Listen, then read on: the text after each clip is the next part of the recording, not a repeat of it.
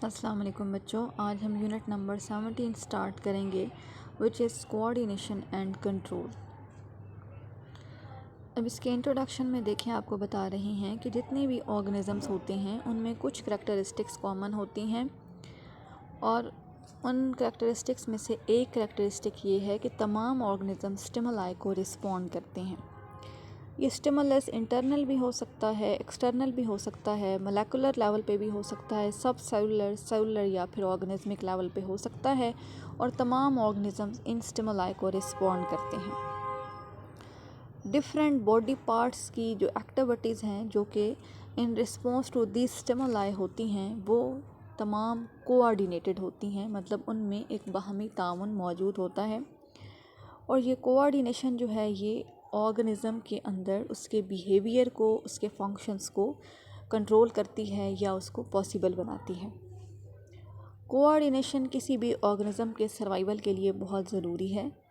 Unicellular organisms में coordination between cellular processes exist करती है और वो अपने इन्वायरमेंट में होने वाले तब्दीलियों को रिस्पॉन्ड करते हैं।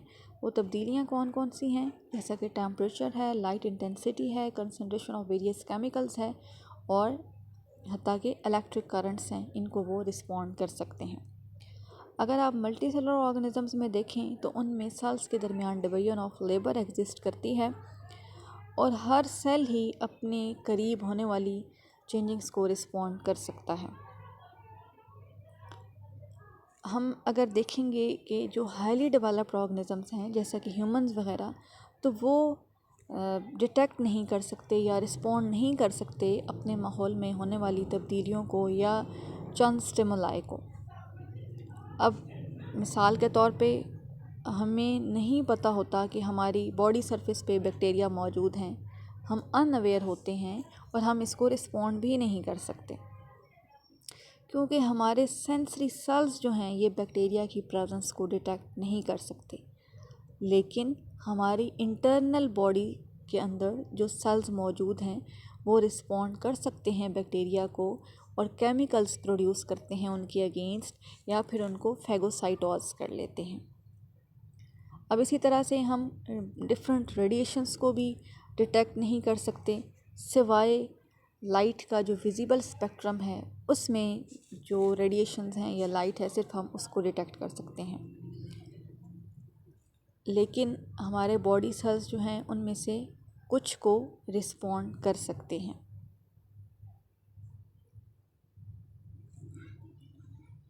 अब नेक्स्ट हम देखेंगे कोऑर्डिनेशन इन प्लांट्स। अब प्लांट्स में कोऑर्डिनेशन हार्मोन्स के थ्रू होती है। प्लांट्स अगरचे एनिमल्स की तरह बहुत एक्टिव नहीं हैं क्योंकि वो एनिमल्स की तरह मूवमेंट शो नहीं करते, लेकिन वो पैसिव भी नहीं हैं, ठीक है। और डायनामिक ऑर्गेनिजम्स हैं। डायनामिक का मतलब होता है मुतहर्रक, कि वो ग्रो करते हैं, चेंज उनमें आता है अपने इन्वायरमेंट में, चाहे वो एक्सटर्नल इन्वायरमेंट है चाहे इंटरनल है, उसमें कोई स्टिमुलस है उसके अगेंस्ट रिएक्ट करते हैं, रिस्पॉन्स शो करते हैं। और ये कहना ये मुबालगा आराई नहीं होगी कि प्लांट्स वाकई बिहेव करते हैं, लेकिन उनका बिहेवियर एनिमल के बिहेवियर से मुख्तलिफ होता है। अब ये जो डिफरेंस है ये दो वजूहात की बिना पर है कि उनकी लाइफ के दो मेथड्स हैं। एक तरह से तो हम प्लांट्स को देखें तो वो हमें सिसाइल नज़र आते हैं, मतलब हरकत नहीं कर सकते, लेकिन वो दूसरी वे में मोटाइल हैं। तो अगर हम प्लांट्स के बिहेवियर की बात करते हैं तो वो किस पे डिपेंड करता है, उनके ग्रोथ रेट्स में वेरिएशन आती है, उनकी सेल्स की टर्जिडिटी चेंज होती है जब वो मूवमेंट शो करते हैं, ठीक है। तो इस तरह से हम ये कह सकते हैं कि प्लांट्स रिस्पॉन्ड करते हैं या प्लांट्स बिहेव करते हैं। इनमें जो डिफरेंस होगा, मतलब जो चेंज आएगा, ऑल दो वो उसकी स्पीड स्लो होगी एज़ कम्पेयर टू एनिमल्स, लेकिन चेंज आता है। अब एनिमल्स के अंदर टिश्यूज़ मौजूद हैं जैसा कि मसल्स वगैरह, जो कि स्पेशलाइज्ड हैं for production of rapid movement, जिसके ज़रिए प्लांट्स मूवमेंट शो करते हैं। प्लांट्स और एनिमल्स में डिफरेंट वेज़ हैं रिस्पॉन्ड करने के और इनमें मुख्तलिफ़ कंट्रोल सिस्टम्स पाए जाते हैं। प्लांट्स के अंदर जो कंट्रोल सिस्टम है वो मुकम्मल तौर पर प्लांट हार्मोन्स पे डिपेंड कर रहा है, जबकि एनिमल्स में जो कंट्रोल सिस्टम है वो हार्मोन्स पे भी डिपेंड कर रहा है, मतलब हार्मोनल कंट्रोल भी है और नर्वस कंट्रोल भी है। तो इस तरह से एनिमल्स बहुत तेज़ी से या बहुत बर्क रफ्तारी से अपने स्टिमुलाई को रिस्पॉन्ड करते हैं। हार्मोनल कंट्रोल जो कि प्लांट्स में पाया जाता है, ये आमतौर पर स्लो प्रोसेस है। हार्मोन के बनने के बाद भी तकरीबन उसके हार्मोन के रिलीज़ होने में, उसके टारगेट सेल्स तक पहुंचने में और फिर बॉडी में उसके एक्शन में बहुत देर लगती है। So response to stimulus that induce the secretion of hormone is usually not immediate। तो हम ये कह सकते हैं कि जो रिस्पॉन्स है, जो किसी भी स्टिमुलस के रिज़ल्ट में आ रहा है जिससे हार्मोन की सिक्रीशन इनिशिएट हुई है, वो फौरी नहीं होता। रिस्पॉन्स जो है वो बहुत देर से आता है। अगर हम प्लांट मूवमेंट्स की स्लोनेस को देखें तो ये डिले जो है, इसमें क्या होता है कि हार्मोनल कंट्रोल हमें इनसिग्निफिकेंट दिखाई देता है, कि ये फ़ायदेमंद दिखाई नहीं देता। प्लांट्स में जितनी भी एक्टिविटीज़ हैं उनकी ग्रोथ से लेके फ्रूट प्रोडक्शन और फ्रूट राइपनिंग तक ये under the control of plant hormones हैं। इस वजह से हम ये कह सकते हैं कि प्लांट स्टिमुलस को रिस्पॉन्ड कर सकते हैं by regulating their growth and development in appropriate ways, कि वो अपनी ग्रोथ और डेवलपमेंट को रेगुलेट करेंगे और अपने बॉडी फंक्शंस को कंट्रोल करेंगे थ्रू प्लांट हार्मोन्स और ग्रोथ हार्मोन्स, प्लांट हार्मोन्स के ज़रिए या फिर ग्रोथ हार्मोन्स के ज़रिए। तो इससे आपको ये बात क्लियर हो चुकी होगी कि अगर हम प्लांट्स में कोऑर्डिनेशन की बात करते हैं तो पहली बात तो ये कि प्लांट्स में सबसे पहले हमें ये पता होना चाहिए कि प्लांट्स में कोऑर्डिनेशन एग्जिस्ट करती है। अब प्लांट्स ऑल दो सेसाइल हैं, लेकिन वो on the other hand motile भी हैं, क्योंकि उनमें मूवमेंट्स हो रही हैं। वो ग्रोथ रेट में वेरिएशन की फॉर्म में हो सकती हैं, सेल्स की टर्जिडिटी चेंज आने की फॉर्म में हो सकती हैं, बट मूवमेंट एग्जिस्ट करती है। जब मूवमेंट एग्जिस्ट कर रही है मतलब चेंज आ रहा है। तो प्लांट में तो हम ये कह सकते हैं कि प्लांट बिहेव कर रहे हैं। ऑल दो एनिमल्स का जो बिहेवियर है या अपने स्टिमुलस को रिस्पॉन्स है वो बहुत फास्ट होता है, क्योंकि एनिमल्स में मसल्स एग्जिस्ट करते हैं जिसके ज़रिए एनिमल्स तेज़ी से मूव करते हैं। लेकिन प्लांट्स में जो रिस्पॉन्स की मूवमेंट है वो स्लो होती है, लेकिन उनमें रिस्पॉन्स या कोऑर्डिनेशन एग्जिस्ट करती है। तो प्लांट्स में जो कोऑर्डिनेशन है वो प्लांट हार्मोन्स के ज़रिए होती है। अब एनिमल्स में जो कोऑर्डिनेशन है वो हार्मोन्स के ज़रिए भी है और नर्वस कंट्रोल के थ्रू भी है। ठीक है, तो नेक्स्ट हम बात करेंगे प्लांट मूवमेंट्स की। प्लांट में दो तरह की मूवमेंट्स होती हैं, ऑटोनॉमिक मूवमेंट्स और पैराटोनिक मूवमेंट्स। इसकी डिटेल आप इससे जो पिछला चैप्टर है उसमें देख लेंगे, जब फिर हम वो पढ़ेंगे तो उसको हम तफसील में स्टडी कर लेंगे। ठीक है, तो प्लांट में मूवमेंट्स होती हैं, दो तरह की हैं, ऑटोनॉमिक और पैराटोनिक। उसके बाद हम बात करेंगे responses to environmental stresses in plants, कि प्लांट्स अपने माहौल में होने वाली तब्दीलियों को या जो भी चेंज आ रहा है उसको किस तरह से रिस्पॉन्ड करते हैं। तो जितने भी प्लांट्स हैं उनको वाटर, लाइट, कार्बन डाइऑक्साइड और वैरायटी ऑफ हार्मोन्स रिक्वायर होते हैं नॉर्मल डेवलपमेंट और ग्रोथ के लिए, जो कि वो अपने माहौल से हासिल करते हैं। अगर ये फैक्टर्स कम हों या फिर एब्सेंट हों तो उसकी वजह से ये इन्वायरमेंटल स्ट्रेसेस होते हैं प्लांट्स की ग्रोथ पर। ठीक है, इन्वायरमेंटल स्ट्रेसेस मीन माहौलियाती दबाव। तो पौधे को लाइट भी चाहिए, कार्बन डाइऑक्साइड भी चाहिए, वाटर भी चाहिए और इसके अलावा न्यूट्रिएंट्स भी चाहिए जो कि वो अपने माहौल से हासिल करता है, और अगर वो उसे प्रॉपर मिल रहे हैं तो उसकी ग्रोथ और डेवलपमेंट ऑप्टिमल होगी या मैक्सिमम होगी।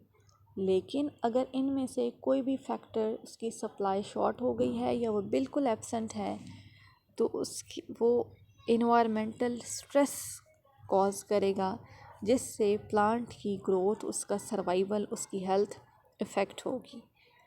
तो अगर प्लांट्स विदाउट लाइट ग्रो किए जाएं तो वो बहुत ही लंबे हो जाते हैं और उनमें क्लोरोफिल नहीं बनता। तो हम कहते हैं कि प्लांट इस सिचुएशन में इश्योलेटेड हो गया है। बहुत से प्लांट्स ऐसे होते हैं जिनका येलोइश ह्यू आ जाता है या येलो कलर आ जाता है जब उनमें मुनासिब मिकदार क्लोरोफिल की नहीं बन रही होती।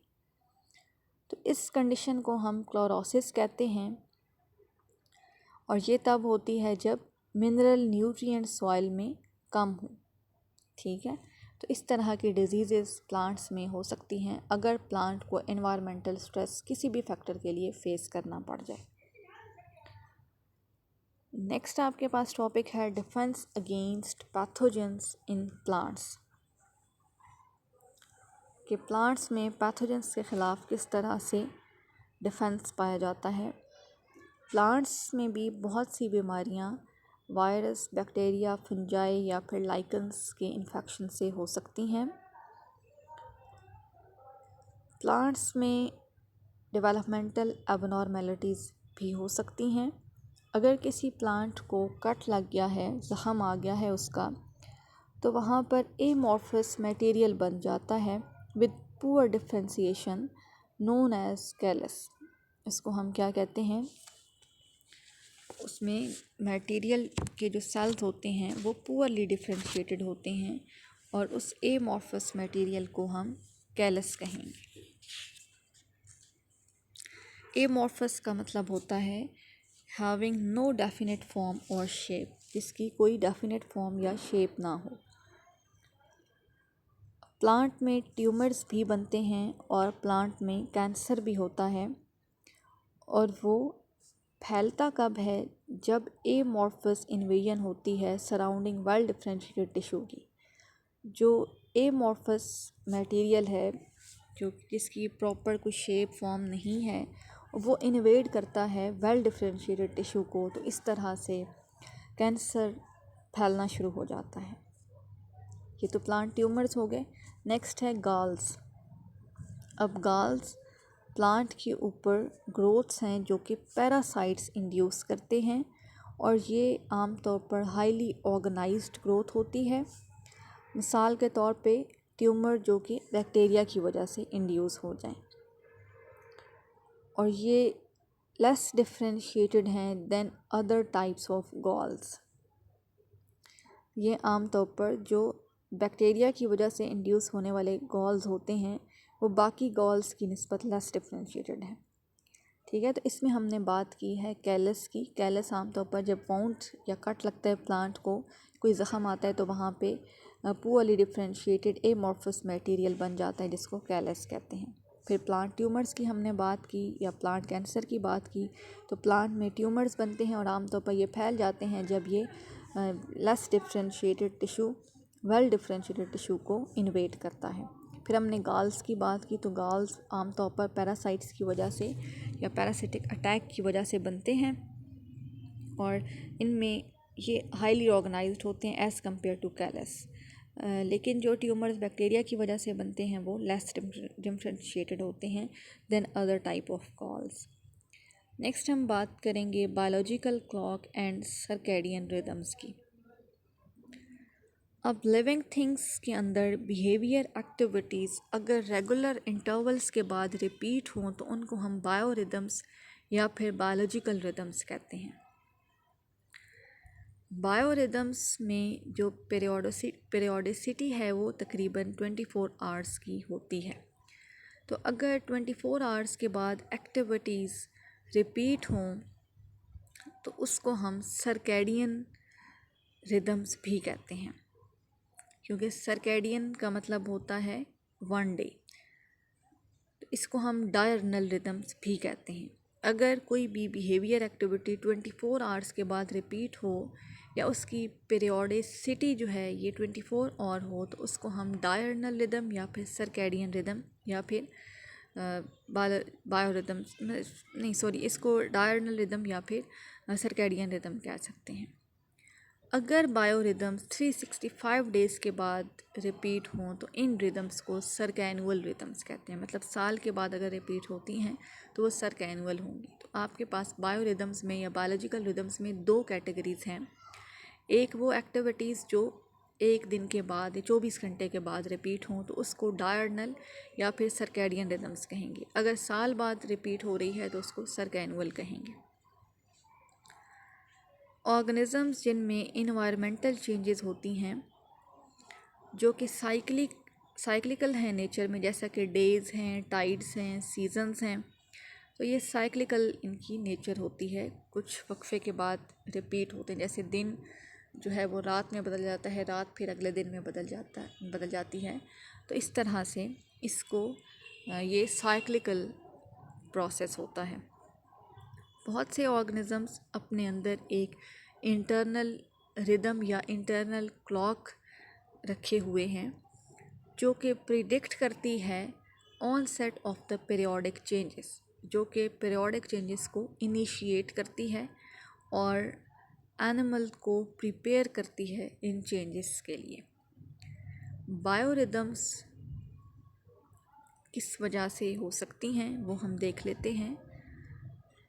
या तो जो चेंजेस एक्सटर्नल इन्वायरमेंट में हो रही हैं या एक्सटर्नल स्टिमुलस आ रहा है तो उसके लिए डायरेक्ट रिस्पॉन्स होगा। समटाइम्स इंटरनल रिस्पॉन्स होता है या इंटरनल रिदम होती है that progress the organisms behaviour in synchronicity with the exogenous temporal period, particularly a 24-hour और a 365-day period। अब अगर इंटरनल रिदम है जो कि ऑर्गेनिज़म के बिहेवियर को हम आहंगी प्रोवाइड करती है, सिंक्रोनिसिटी का मतलब होता है हम आहंगी देना, with exogenous temporal period, exogenous mean बैरूनी, टेम्पोरल मीन टेम्पोरल होता है जिस रिलेटिंग टू टाइम, टाइम के अकॉर्डिंगली जो चीज़ होती है, टाइम के अकॉर्डिंगली जो अंदरूनी चेंज आता है या अंदरूनी रिदम होता है तो ये इनमें हम आहंगी होती है। और ये टाइम पीरियड 24 आवर का भी हो सकता है और 365 डे का भी हो सकता है। अब जो हम सिंक्रोनाइजेशन की बात कर रहे हैं, जो हम आहंगी की हम बात कर रहे हैं, ये आम तौर पर ये जो हमने ऊपर दो पॉइंट्स पढ़े हैं 1 और 2, इसमें इसके ज़रिए, इनके कॉम्बिनेशन के ज़रिए होती है। तो अगर बैरूनी माहौल में चेंज आ रहा है, चाहे वो 24 आवर का टाइम पीरियड है या 365 डे का टाइम पीरियड है, तो इसमें रिस्पॉन्स आता है। ठीक है, तो रिदम्स जो हैं इनको जो रिस्पॉन्ड करना होता है चेंजिंग्स को, या कोई भी इंटरनल क्लॉक है तो ये जीन्स के ज़रिए मिला होता है किसी भी ऑर्गेनिज़म को। तो इस वजह से जो टाइमिंग ऑफ बिहेवियर है वो combination of effects of rhythmical internal process and time events of environment, ये इंटरनल प्रोसेसेस और जो इन्वायरमेंट में होने वाले टाइम्ड इवेंट्स हैं उनके कॉम्बिनेशन की वजह से होता है।